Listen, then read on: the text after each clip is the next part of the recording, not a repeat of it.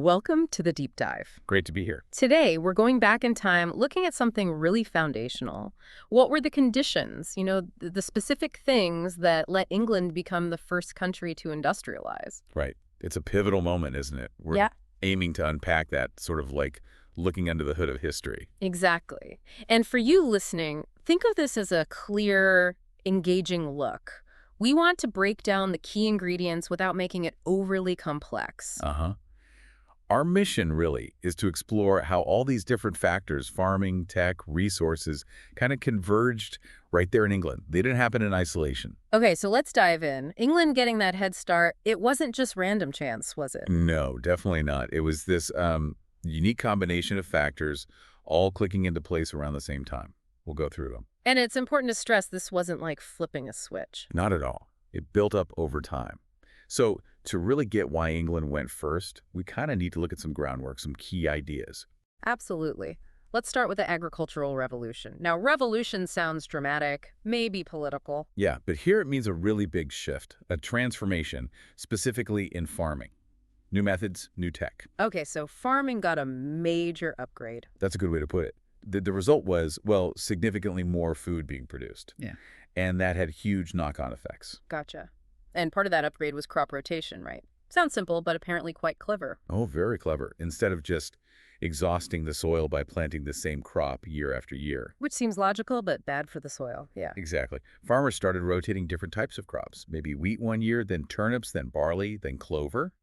Things that put nutrients back into the soil. Ah, so it keeps the land healthier, more productive long term. Precisely. More food from the same amount of land, basically. Super important. Makes sense. Okay, next up, enclosures. This one sounds a bit disruptive. It certainly was a major social and economic change. For ages, you had these open fields, lots of small strips farmed by different families, common land. Right, the traditional way. Enclosure was the process of fencing off that land, consolidating those small strips into larger, single, privately owned farms. Okay, so fewer farms, but bigger ones, owned by one person or family. What did that do?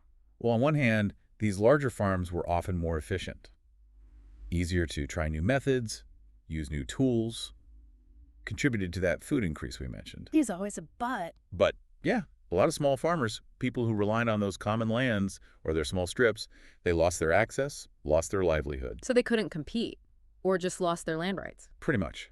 They often had to move, look for work somewhere else, which created, well, a workforce. Ah, okay. See how it connects.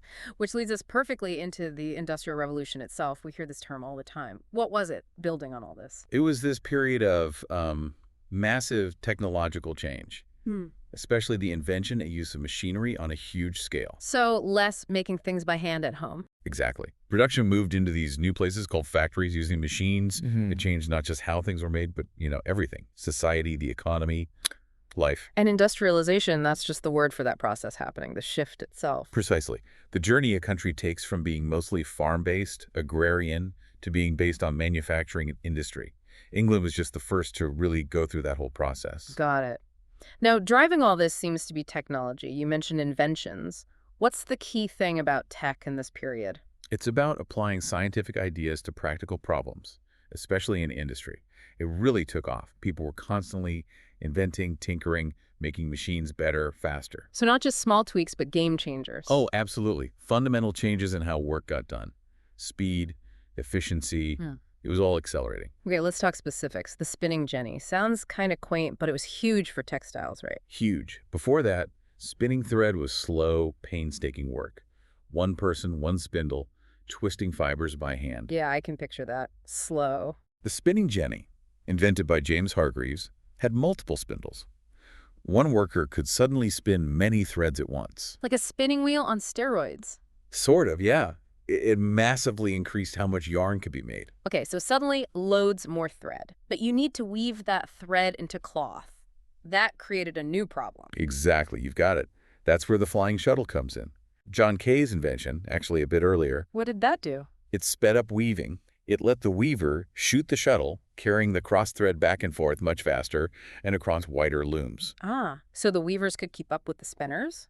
Or try to? Well, it actually increased the demand for thread because weaving got faster first. Then the jenny came along to help meet that demand. You see the back and forth One invention creates pressure, another solves it, pushing things forward. It's like a chain reaction of innovation. Okay, so faster spinning, faster weaving. Where is all this happening? Not scattered cottages anymore. No, exactly right. This is where factories become the center of things. Big buildings, Yeah. built specifically to house these new machines. Machines that were probably too big or expensive for home. Often, yes, and sometimes needing power sources beyond human muscle. Factories brought workers and machines together under one roof. A whole new system. And powering these factories, the steam engine, this feels like the icon of the age. Why was it so critical? It really was. James Watt's improvements made it much more efficient and practical.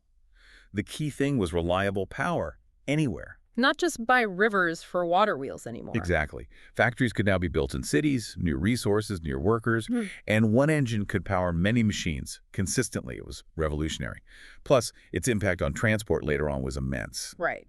Okay, so you've got the tech, the factories, but you need basic ingredients for this whole thing to work, the factors of production. What are those? Think of them as the essential building blocks. You need land, not just space, but also natural resources like coal, iron ore. Which England had quite a bit of, right? It did, yeah. Then you need labor of the workforce, the people to run the machines. And we saw where some of that labor came from. The enclosures. Precisely. An available workforce. And finally, you need capital. Money. Money, yes, but also the tools, machinery, buildings, the investment needed to get industry going. Build the factories, buy the steam engines. And England had people with capital willing to invest. Relatively speaking, yes. A combination of trade wealth, a developing banking system. These factors were present. Land, labor, capital, England had them lining up. Okay, one last piece. Transportation. Making stuff is great, but you need to move it. Absolutely crucial. You need to get raw materials to the factories, coal, cotton, and then get finished goods out to markets. So better roads, canals. All the above. Roads were improved, a whole network of canals was built, which was great for heavy goods, and then later driven by that steam engine. Railways. Which changed everything again. Completely. Faster, cheaper transport unlocked larger markets and further growth. Without better transport, the whole system would have choked. Wow. Okay, so pulling it all together. England had this agricultural revolution, freeing up labor and boosting food. It had this explosion of new technology, the Jenny, the shuttle, the steam engine. Right. It had the key ingredients, land, labor, capital. The factors of production, yeah. And it developed ways to move stuff around efficiently. Exactly. And the really key thing is how these factors were interconnected. More food supported, more people who could become workers. Capital funded the tech. Tech needed resources moved by better transport. It all fed into each other. It wasn't just one thing, but the unique combination in that place at that time. That's it. That specific mix just didn't exist in the same way elsewhere, which is why England kicked it all off. Understanding that interplay is key. So England was uniquely positioned for this massive shift, the Industrial Revolution, which then obviously spread and changed the whole world. Couldn't have said it better myself. Yeah. That convergence set the stage. Okay, as we wrap up this deep dive on why England industrialized first, here's something to mull over. Think about how England's experienced the good and the bad. The innovations and the social costs might have influenced how other countries industrialized later. Yeah, that's a great point. Did they copy the model? Did they learn from England's mistakes? How did that early start shape what came next globally? And what about the long-term effects on society, on the environment? Lots to think about there. Definitely food for thought. Now, just to help you check you've grasped the main points from today, here are a few questions to ask yourself. First, what was the agricultural revolution and how did it, help make the Industrial Revolution possible in England? Second, can you pick two key inventions, like maybe the spinning jenny or the steam engine, and explain what they did and why they mattered for industrial growth? Third, what are those three factors of production we talked about, and why were they essential for industrialization kicking off in England? And finally, just in your own words, what does industrialization actually mean? What did it look like in England during this period? Thanks for joining us for this deep dive. Hopefully it's giving you a clearer picture of this incredibly important time. Yeah, hope it was useful. Yeah. Until next time. Keep thinking critically.